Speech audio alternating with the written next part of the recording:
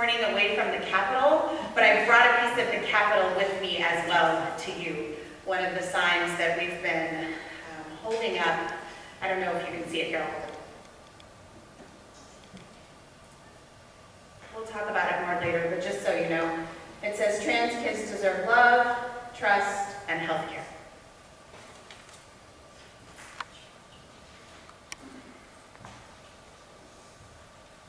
Thank you, Harold, for inviting me.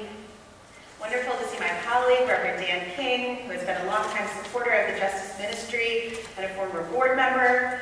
I bring greetings from the Texas UU Justice Ministry Board and Advisory Council. It's also a delight to meet in person people whose names like karaoke I've been seeing in the emails. So thank you for having me. I'm 2.7 miles from the house that I visited so often as a child where my grandparents lived. So I feel like I'm coming home, even though this is my first time here in your absolutely breathtaking space. I do hear you rocked it yesterday, and I've put it on my calendar for the last Saturday of March in perpetuity from here on out. Will you join me in the spirit of prayer, meditation, or reflection? Spirit of life and love, we hold in our hearts those who are sick, lonely, estranged, grieving, or dealing with violence. We hold in prayer the need for health care for all. And this morning I offer the prayer from Stephen Schick called Be the Change. Spirit of life, how long can we live with the pain of not knowing what to do? How long will we use complexity as an excuse to do nothing? When will we stop letting analysis and cynicism paralyze and demoralize us? What knowledge must we gain to do what needs to be done? We turn the future into needless suffering with our inaction. Eternal Spirit of hope, from time to time you present us with someone who speaks a simple truth. People who have food, shelter, and healing medicine must learn to share. That is all. Spirit of life, guide us to the knowledge that moves our inner hands into action. Show us how to use them to build a future of hope. Amen. Blessed be, with gratitude to Stephen Schick for those reminders to our spirit.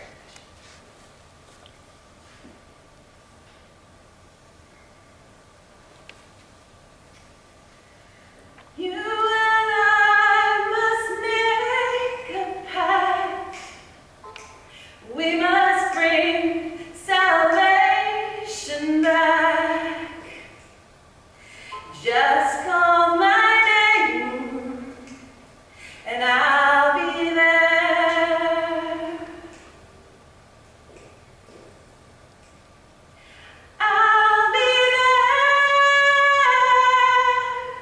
You know it. I'll be there. Where there is love. Where there is love. I'll be there.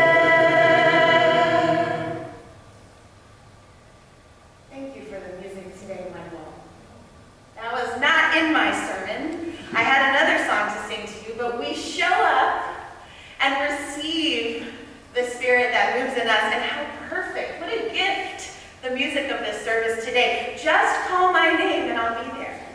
Where there is love, I will be there. Reach out your hand and I'll be there. That's what we're talking about today. The spiritual practice of showing up. And so it is my honor to serve as the Executive Director and the Minister of your Texas Unitarian Universalist Justice Ministry. It's a mouthful every time.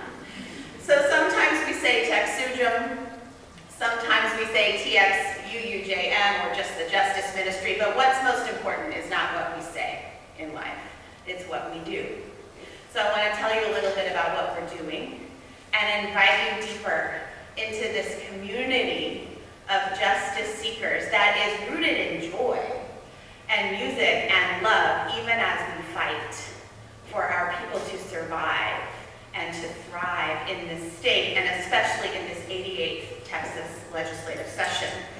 So it feels like a long time ago, but just a week and a half or so ago, we gathered at the Capitol on March 13th for Legislative Action Day.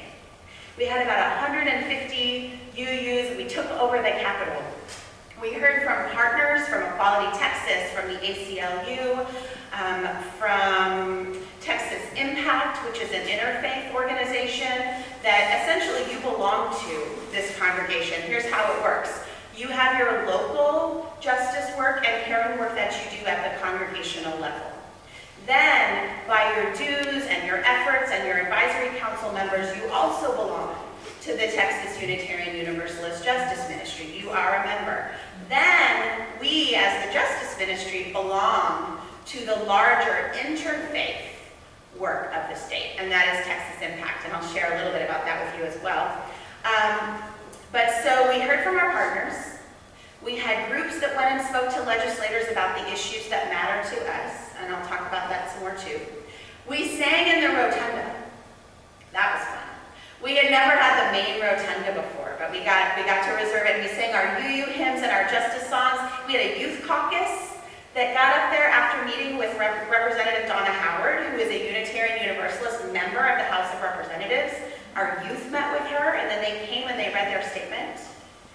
And then we had more legislative visits, and then we had a rally on the South Steps. And I want to tell you a little bit about that as a lesson for Unitarian Universalism in this work. The Justice Ministry is celebrating 10 years, and we've been coming to the Capitol every other year. The legislature mercifully meets only 2 years. And I know that I'm going to be telling you some things you already know. All right? I've been a Unitarian Universalist for 45 years. Some of you have been activists as long as that and longer. So know that there's a lot of wisdom in this room. But one of the things we do in church is we repeat aloud the things we know as a way to commit to them. So we had a rally with a Black Baptist megachurch from Dallas, Friendship West. They're known for a lot of justice work. But again, I say Black Baptist megachurch, which is not what most Unitarian Universalists, or any really, are. And we were invited with them and our partners, Faith in Texas, to focus on the absolutely gut-wrenching issues of Black maternal mortality and morbidity. The numbers are staggering, and I don't have them memorized because I don't have time to memorize numbers because the work of showing up is a lot. But we know that it's our work to do, and it's significant. And so when they asked us if we would partner with them for this rally, one of the things we had to do to show up for that was to take a risk, to work with people we didn't really know yet, people that we want to know, people that we want to be in solidarity with. But it was their rally. They were asking us on our Legislative Action Day to also show up for them. And there's risk in building new relationships in life, whether it's dating or justice work or interfaith work, and we had to let go. I had to ask my board to let go a little bit or a lot of the idea that we would control what goes on at this rally. I had to ask myself and all of us to take a back seat, but to do what our partners were asking us to do, which was provide some financial support, bring our people, and show up. And it was incredible. And if it hadn't been incredible, we would have learned what we learned. There's no guarantee that it's going to be incredible every time. But I tell you, it was incredible to be present and to get to hear from the folks who are directly impacted about this. And then to be invited to say a few words on behalf of us, kind of at the last minute, about what it means to be in solidarity. Now, we are not an all-white denomination, absolutely not. And we come from a white culture. We are a predominantly white denomination. And so to be able to speak to that and why it's important. So I ask you today to be on the lookout for places where you might be able to be building relationship, even if you're not exactly sure how it's going to go in your community. And Houston has so much opportunity for that, and I bet you're doing it already, and I'd love to hear about it in coffee hour. Because one of the jobs of the Justice Ministry is to lift up, celebrate, spread the word about the powerful work that the congregations are already doing. And then in our advisory council meetings once a month, we get people together and we share and we listen and we ask ourselves, where could we support each other? Where do we not have to be siloed?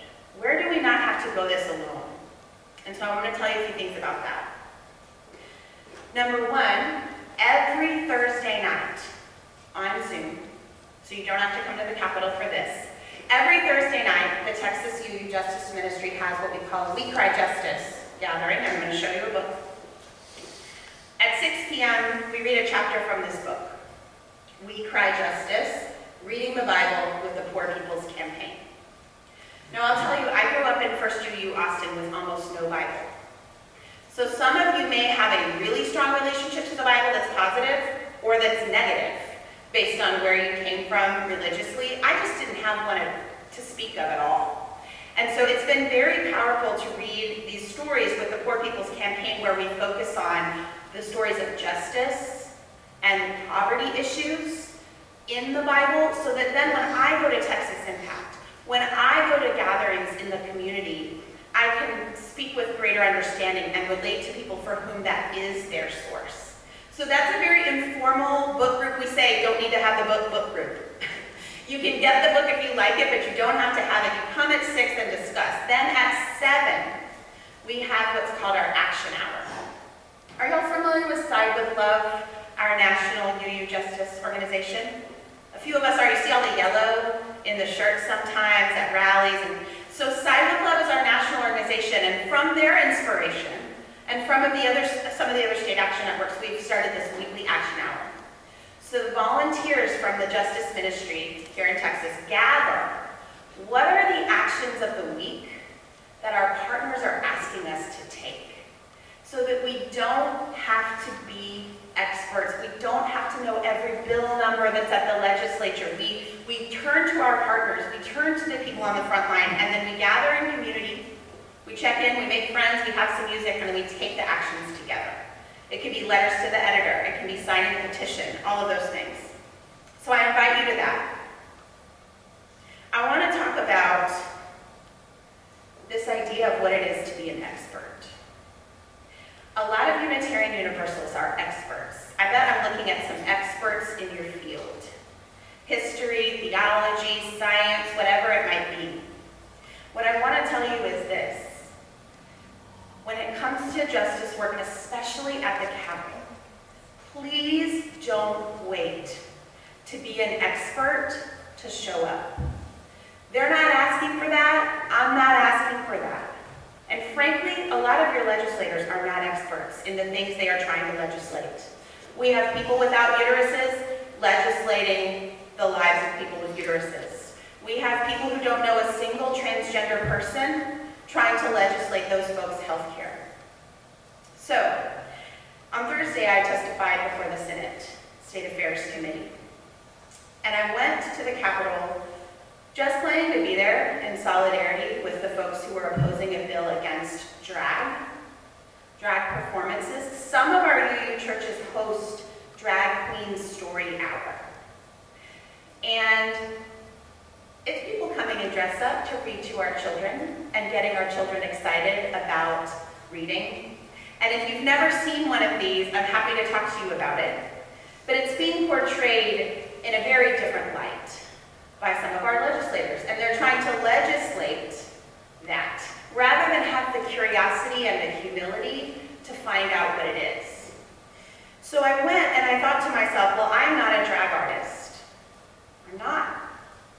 And I don't really go to a lot of drag performances. I know how deeply I care about the LGBTQ community, but I wouldn't call myself directly impacted exactly by this one. I asked the executive director of Equality Texas when I got there, I said, should I sign up to testify? Do you need me? And he said, we have a lot of people, and they did. So it's really up to you. It's whatever is personal for you. And so at first I wasn't going to testify. I was just going to do this thing we call drop a card, which is the jargon now for going to the kiosk and saying, I oppose or I support. And it's very important. People need to come and drop a card, and that would have been meaningful for me to do. But as I looked around that room, I didn't see any other ministers. And I want to say this about our ministers. We're out there. There are ministers at every single one of these rallies for every issue that we care about, I promise you. So this is not about what ministers aren't doing. Ministers are out there, but it's a lot right now, y'all. We can't be everywhere. And so I looked and it was just me. And I thought about the white Christian nationalism that has taken over this country. And I thought about the conservative Christianity that is at the root of oppressive legislation. And I knew that that was something I could offer that nobody else could offer. And so I waited for quite a few hours for my turn. And I sat next to some drag performers in front of senators who do not believe in our worth and dignity. And it was scary. It's the first time I've ever testified on the Senate floor. Has anybody here testified on the Senate floor or the House floor before? One person? It's unusual. I've testified in committee hearing rooms. I've testified at Department of Family and Protective Services. I've sang in the rotunda. I've screamed in the rotunda. I'm one of those original Texas handmaids from a while ago. You may recall seeing us in red at the Capitol.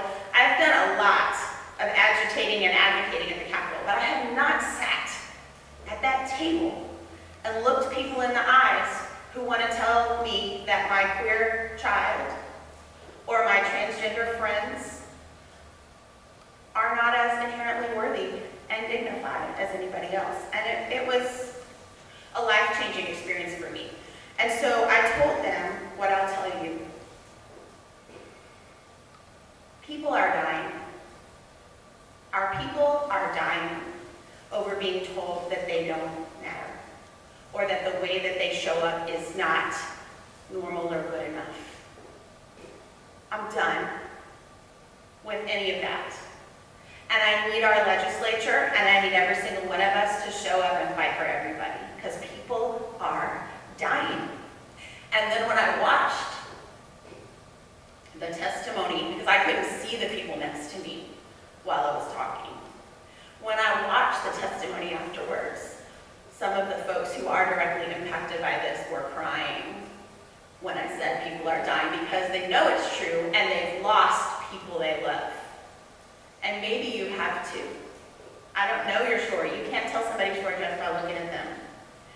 So what I need you to know is if you can come to the Capitol even one time this session, even one, it might just change your life. It has changed mine. I had already been doing this for so long, but when I started going, I've been going at least 2 days a week for the last month. And I know everybody can't do that. That's why you give generously to your justice ministry, so somebody can come on your behalf. And if you can come even one time and meet the legislative staff in person, meet your legislator in person, let them see your face, let them know I came all the way from Houston today because people's lives matter to me. My faith says, and that's the piece. That is, I think, why people were crying next to me, because they've been told for so long by people dressed like me, by religious people, that they don't deserve to live, that they are going to hell. So I'm begging you today. I usually try to come and be cool, but I'm begging you today, as Unitarian Universalists, to claim the language of faith. Understand that it matters when you come to the Capitol that you show up as a person of faith. When you call your legislator, if you can't go to Austin, when you call, when you email, when you write a letter to the editor, it matters that you claim that mantle of person of faith, because they will hear it in a certain way. And it's needed, that voice is needed. You can say, I'm a member of the Texas Unitarian Universalist Justice Ministry, and here's why I believe this way. I'm a member of my church, and here's why I believe this way. It is so needed. Just when you go with a group that can help. So for example, Planned Parenthood has their action day on April 14th. That would be one you could go with. They're going to have buses, I'm sure. You can encourage other people to go. Who do you know in Austin? I ask you to think about it today. Who do you know in Austin or within easy peasy driving distance of the Capitol? And can you tell them? Because tomorrow, Monday, we are calling for a Wendy Davis filibuster level. Who knows what I mean when I say Wendy Davis filibuster? A lot of you. I was there for that too. A Wendy Davis filibuster level of LGBTQ supporting folks in the Capitol to shut down this bill, this House bill that they're hearing tomorrow around trans healthcare. So anybody, if you can do one thing this afternoon, if you can't drive to Austin tomorrow, if you can do one thing this afternoon, please text any people, call any people, email any people you know in Austin. Tell them to look up the Texas UU Justice Ministry or Equality Texas, and there will be information of what to do at the Capitol tomorrow. Oh man, there's so many things I want to tell you. There's so much, but this is just one chance for us to talk. On Thursday night, I'm hosting a Zoom meeting at 7 where I will share kind of the nuts and bolts of what it's been like to be on the ground. This is a bit of it. What it's like to just park in the parking garage and figure out where to go. I still, every time I go, after 40 years of this, every time I go, I park, I walk out of the parking garage and I go, boom, and then I look for the Capitol and I walk toward it. You know, like you don't have to be an expert. You don't have to have every roadmap to be a part of this. You just need to be able to call and say, I'm a person of faith, I'm a Unitarian Universalist, please support XYZ issue, whether it's public schools, gun control, whatever matters to you. This is my example for today because it is fresh and it is real and we are in the fight for everybody's lives. But there's a lot going on at the Capitol and I'm happy to talk with you after church about any of the issues that matter to you. I was calling it the spiritual practice of showing up, and so this is what I want you to know. I have never regretted, not one time, making the effort to show up somewhere for my faith.